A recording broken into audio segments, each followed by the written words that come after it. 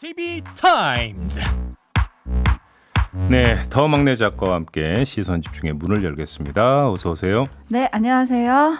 천년 진달래님이 인사를 보내주셨는데 저녁부터 올 줄 알았던 비가 새벽부터 내리네요 라고 인사를 보내주셨습니다. 네. 지금 태풍 오마이스가 올라오고 있거든요. 그래서 그러게요. 그 영향으로 전국 대부분 지역에 비 소식이 있는 월요일 아침입니다. 네. 오늘 하루 태풍 피해 없게 각별한 주의가 필요할 것 같습니다. 남해안에 상륙한다는 소식이 있던데 네. 대비 단단히 하셔야 될 것 같고요. 자, 오늘 뉴스를 한번 가볼까요? 네, 뉴스와 분석이 함께하는 JB타임즈 오늘 주목할 뉴스 바로 챙겨드릴게요. 첫 번째 뉴스는 오디오로 먼저 만나보시죠. 이에 따라 미국 정부는 한국과 일본, 독일, 이탈리아 등의 미군 기지에도 아프간 난민을 수용하는 방안을 검토하고 있다고 월스트리트 저널이 보도했습니다. 주한미군 사령부는 난민 수용 계획이 있냐는 MBC 질의에 일단 지금까지 아프간 피난민에게 임시숙소 등을 지원하라는 지시를 받은 바 없다고 밝혔습니다. 하지만 임무 수행 지시가 내려지면 미국 국무부와 국방부, 한국 정부와 협력해 나가겠다고 말해 여지를 남겼습니다. 정치권에선 다양한 목소리가 나오고 있습니다. 민주당 송영길 대표는 주한 미군 기지의 난민 수용이 적절한지 의문이라면서도 현지에서 한국과 협력한 아프간인 400여 명은 데려와야 한다고 말했습니다. 네.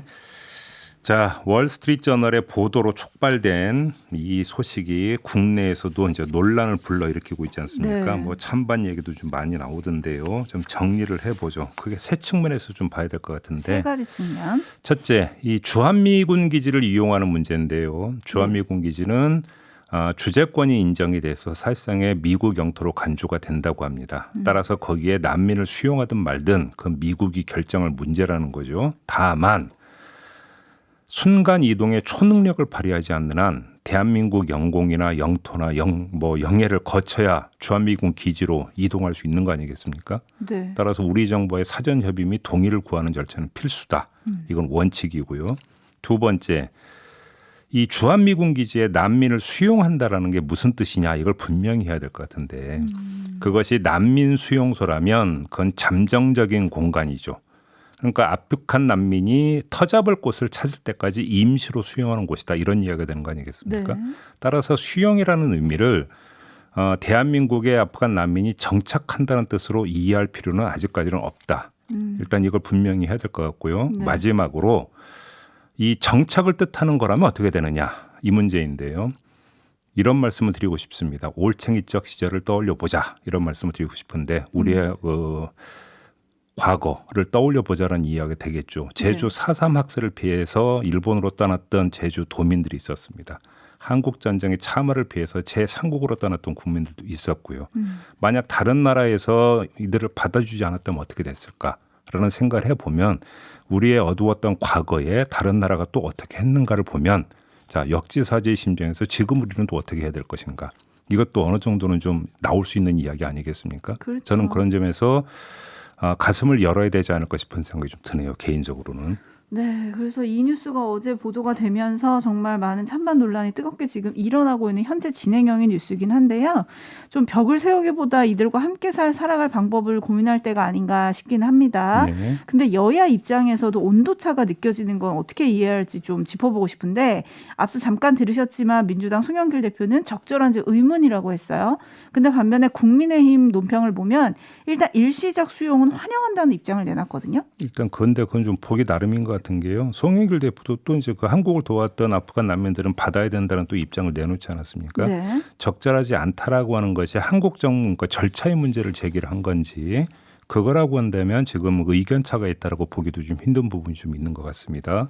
왜냐하면 네. 또 송영길 대표 스스로도 한국을 도왔던 아프간 난민들은 수용을 해야 된다라는 입장을 밝히지 않았습니까? 그렇죠. 오히려 그런 큰 틀에서 놓고 본다면 여야가 이 문제를 정치적으로 활용을 하지 않고 오히려 이제 같은 목소리를 내고 있는 것은 참으로 바람직스러운 현상이다. 오히려 이렇게 좀 봐야 되는 게 아닐까 싶은 생각이 좀 드는데요. 알겠습니다. 네. 지금 많은 촌철님들이 의견 보내주고 계신데요.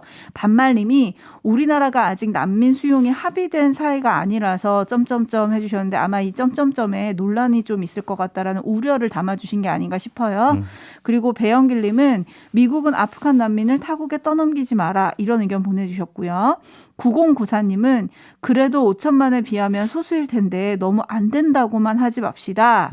서민자님 가슴이 아프네요. 이런 의견 보내주셨고요. 네. TK님은 근데 아직까지는 검토 단계고 한국 외에 다른 나라 여러 또 고려되기에 아직까지 지켜보는 것이 더 좋을 듯합니다. 조금 전 직접 월스트리트저널 확인해 보았습니다. 그러니까 그 어제 주한미군 대변인이 공식적으로 밝힌 입장은 아직은 본국 정부에서 지시가 내려온 게 없다라는 그렇죠. 거예요. 그러니까 네. 이제 미국의 한 언론의 보도만을 가지고 우리가 이렇게 뭐 이제 크게 또 논란을 빚을 필요까지는 아직은 없죠. 네. 근데 이제 만에 하나의 가능성을 염두에 두고 이제 벌어지는 부분인 것 같은데 네. 예를 들어서 이제 뭐 시리아 난민 이런 문제로 유럽 사회에서 이 난민 문제 때문에 참으로 여러 가지 문제가 발생하고 있는 건 사실이죠. 그렇죠. 뭐 그거를 이제 부인할 수 없는 거지만 그렇기 때문에 우리가 대한민국이 고립된 섬으로 남아야 된다라고 한다면 네. 과거 우리가 일본을 향해서 국제사회의 기여는 전혀 하지 않으면서 경제적 이익만 취한다. 그래서 그러니까 경제적 동물이라고 했던 어떤 비하 섞인 비판을 우리가 또 자초할 이유는 없는 거 아니냐. 네. 이런 생각도 좀 함께할 필요가 있을 것 같습니다. 네. 한대현님이 인도주의적 측면에서 고려해야죠. JB 의견에 동의합니다라고 보내주셨고요. 예. 다솜이 엄마님이 사람으로 봅시다. 이렇게 정리를 해주셨는데 그럼요. 반면 스티그마님은 그거 쉬운 문제 아닙니다. 종배형 이런 의견을 또 보내주고 계시긴 하거든요. 저도 쉬운 문제라고 말씀을 드리는 건 아닙니다. 네. 네, 사회적 합의가 필요한 부분이지만 조금 열린 가슴으로 열었으면 좋겠다 이 말씀 해주신 건데 네. 유엔 난민기구 특사인 배우 안젤리나 졸리 아시죠? 네. 안젤리나 졸리가 새로운 SNS 계정을 열었습니다. 다시 감옥에 gat혔다며 두려움을 전한 아프간 10대 소녀의 편지를 공개하면서 아프간 난민을 외면하지 말고 함께 돕자.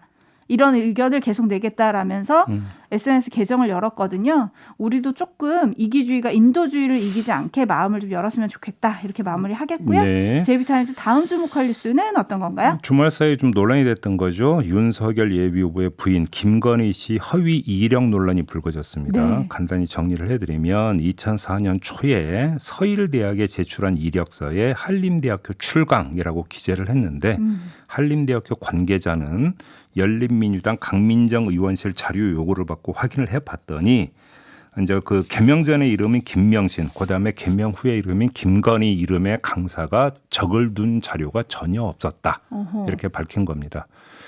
이에 대해서 윤석열 캠프는 단순 실수라고 주장을 했는데요.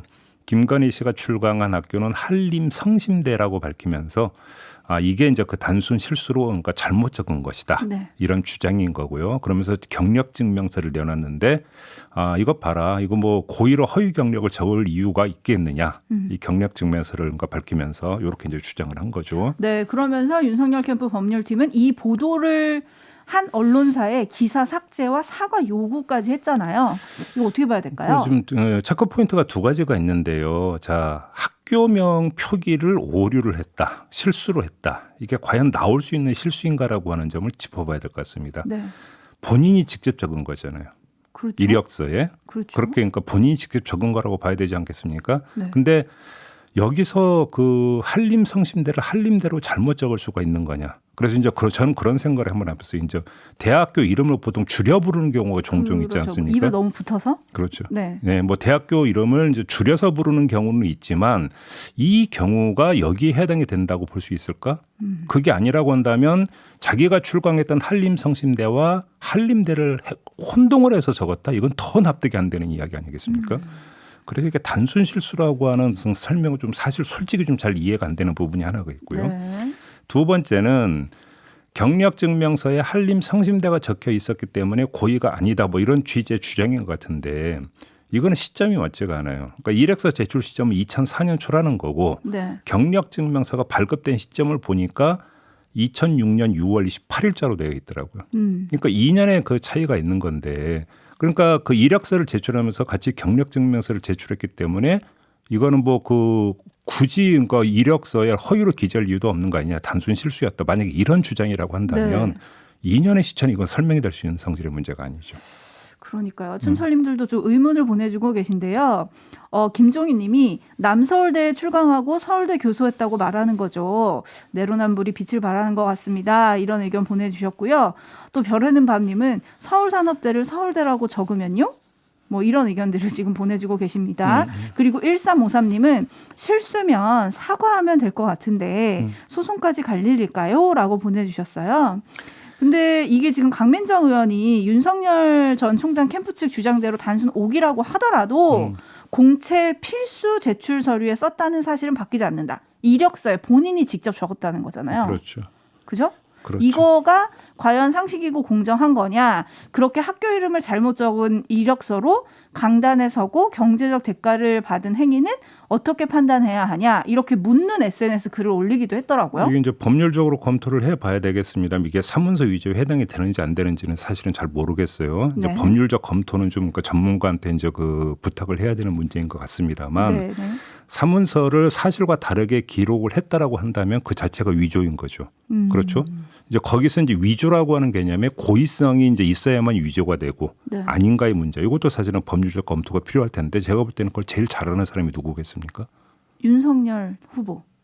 누구보다 잘 알지 않겠죠? 그럼요. 네. 법률 전문가신데요. 알겠습니다. 네, 윤석열 후보가 자맹을 깨고 언론중재법을 비판하는 기자회견을 어제 했습니다. 네. 잠시 후 3부에서 캠프 인사와 인터뷰할 예정인데요. 이 질문도 한번 해보도록 하죠. 제이비타임스 다음 주목할 뉴스 간단하게 짚어볼까요? 네, 그 공군 부사관 사망 사건이 있었죠. 네. 그 뒤에 꾸려진 게 민관군 합동위원회입니다. 문재인 네. 대통령의 지시로 병영문화 개선 차원에서 이제 꾸려졌는데 여기서 이제 분과를 꾸려가지고 여러 가지 이제 개선책을 강구를 했고 이 사분과가 지난 18일에 평시 군사법원 폐지안을 의결을 했습니다. 이게 핵심 문제라고 이제 그 제기가 많이 됐었던 거죠. 네. 그리고 이틀 뒤 국방부가 국회 국방위원회에 보고를 하는데 이걸 쏙 빼버렸어요. 이제 이 분과에서 의결까지 된 건데 쏙 빼버리고 보고를 한 거죠. 네. 그래서 이 그 보고 누락이 있었던 걸 확인하고 2명의 민간위원이 여기에 항의하는 차원에서 그 다음날 21일 사퇴를 했습니다. 네. 자, 이런 일이 어떻게 있을 수 있는가? 이거에 대해서 국방부의 그 설명은 두 가지인데요. 첫째, 전체 회의에 상정되지 않은 안건이었다는 점. 어허. 둘째, 이거에 대해서 우려를 표시하는 다른 분과의 위원들도 있었다는 점. 네. 이 점을 주장을 하고 있는데 의결이 이루어졌다는 거 아닙니까? 네. 의결이 이루어졌다는 것은 의결 이후에는 승복한다는 걸 전제로 하는 행위인데 우려를 표시하는 다른 분과 위원들이 있었다. 이건 말도 안 되는 이야기인 거고요. 네. 그러면 전체 회의에서 상정되지 않은 안건이면 그러면 다른 분과 차원에 의결된 다른 모든 건 그러면 보고가 안 된 거냐. 이걸 확인해 보면 일관성 문제는 금방 나올 수 있는 거겠죠. 그렇죠. 더 그 재미있는 것은 이날 보고를 하면서 평시 군사법원 폐지 시 우려사항 검토 요 내용은 또 집어넣었다고 합니다. 그러니까요. 폐지를 의결했는데 그거를 보고한 게 아니라 폐지 시 우려사항 검토 요렇게 바꿔서 보고를 했다는 내용인데요. 어제 서우 국방부 장관이 일요일임에도 불구하고 육해 공군 참모총장을 불러서 긴급 회의를 했다. 네. 이런 내용이 보도되긴 했거든요. 예. 이건 또 어떻게 봐야 될까요? 그러니까 뭐 여기서 무슨 이야기를 했는지는 잘 모르겠습니다만 하나만 분명히 말씀을 드리겠는데요. 이런 식으로 하면은 민관 그 합동위원회가 꾸려질 이유가 전혀 없는 거 아니겠습니까? 그러니까요. 결국은 소나기 피하기용 그냥 우산용으로 그냥 그 활용만 하고 있다는 이야기가 되는 건데 네. 바로 이래서 민간위원들이 좀 사퇴를 하고 있는 거 아니겠습니까? 그러니까요. 국방부 정신 차려야 됩니다. 네. 지금 상황이 어떤지 좀 정확히 좀 직시를 했으면 좋겠습니다. 네, 정확히 직시하시는 월요일이 됐으면 좋겠고요. 마무리해야 되는데요. 네. 한 가지만 짧게 전해드리면 오늘 오후 4시에 국민권익위원회가 국민의힘 등 야4당 국회의원 전원 그리고 가족에 대한 부동산 거래 전수조사 결과를 발표합니다. 네. 이것도 주목하시면 좋을 것 같아요. 네, 자 더마카 수고하셨습니다. 감사합니다.